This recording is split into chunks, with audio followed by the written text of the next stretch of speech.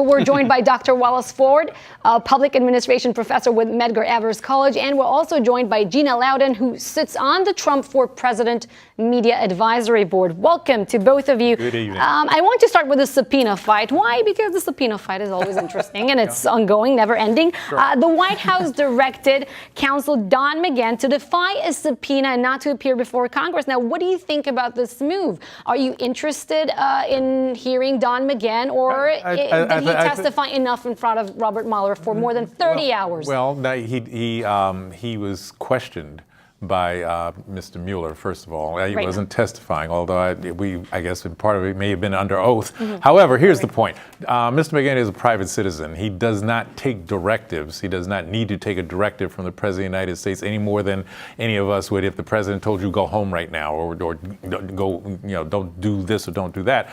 The President doesn't have that power. Mr. McGahn can always plead the Fifth Amendment, okay, and to protect his right to testify against himself. But if he does not respond to a subpoena, then he will be found in contempt. Now, there's not a lot of penalties for that, quite frankly, but he's a practicing lawyer. I've been admitted to the bar for many years myself. I would not want to have on my record that I was found in contempt of Congress. So my guess is that Mr. McGahn is not going to give up his career integrity just because Donald Trump told him to do so. He may come in, he may not be as forthcoming as we would like for him to be, but my bet is that there's just two takeaways in it. Number one, the president can't direct him to do anything with respect to this subpoena. Number two, if he's subpoenaed, I think he will come in, and then we'll see what he has to say. Let's get over to Gina. DOJ and the White House says that Mr. McGahn has immunity here. Ultimately, does he and will he be held in contempt? Well, I'm certainly not an attorney, but if I were him and I were being held in contempt by these obstructionist witch hunters, I would personally wear that as a badge of honor. I don't think that, I think the American public is sick to death of this witch hunt. They wish that the Democrats would participate and take part in things like, for example, the infrastructure bill, the border security, the things that need to get done for the American people. And I think if I were campaigning, if I were a Democrat campaigning right now, I would want them talking about issues that make the Democrats want you to vote for them, not trying yet again to find something on who is obviously the cleanest guy ever since Mueller investigation checked just about every crevice of his past. So, yeah, I don't foresee this really being any big problem for him. I have no idea what Ms. Loudon has been reading. Is that the cleanest guy ever? Are we speaking about Donald Trump? Because we must be speaking about somebody else. They found nothing. The cleanest guy ever, Donald Trump. After millions of dollars of taxpayer money, that wasn't nothing. my question. The cleanest guy ever. Mr. Mueller did not say he was the cleanest guy ever.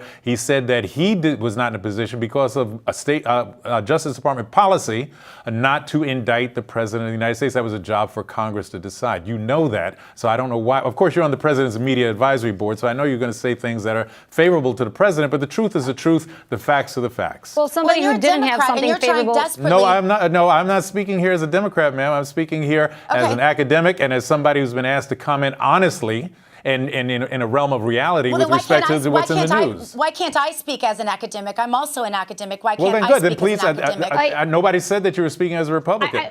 All right. Here's a Republican that spoke out over the weekend, Congressman Justin Amash. Gina, I'm wondering what your thoughts are. Is Amash courageous, righteous, or is he really seeking attention? Why did he say that the president could be or should be impeached?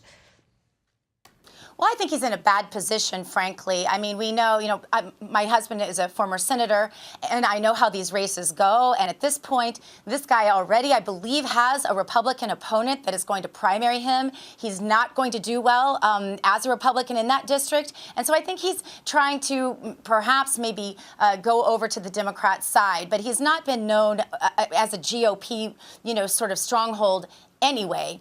He's certainly set himself apart from his colleagues who are condemning his words. This is not any kind of mass exodus on the president at all. This is one single person that the media is making a lot of hoopla about. Well, see, even Senator Mitt Romney here says that Amash is going overboard. And then you have Congressman Adam Schiff, who says that he doesn't think that there is much support at all at this point for actual impeachment proceedings. Well, Senator Mitt Romney reminds me of a well-oiled weather vane who will go in whatever direction the winds are pointing at any point in time. That's true. So, I mean, that's just the reality with Mitt Romney. I agree. What we have with Adam Schiff and a number of Democrats say let the process go through to see if there are, quote, impeachable offenses, and we'll see. But with respect to Mr. Amash, he's finding out what happens if you speak ill of the emperor, and that immediately the wrath of Trump will come down upon you.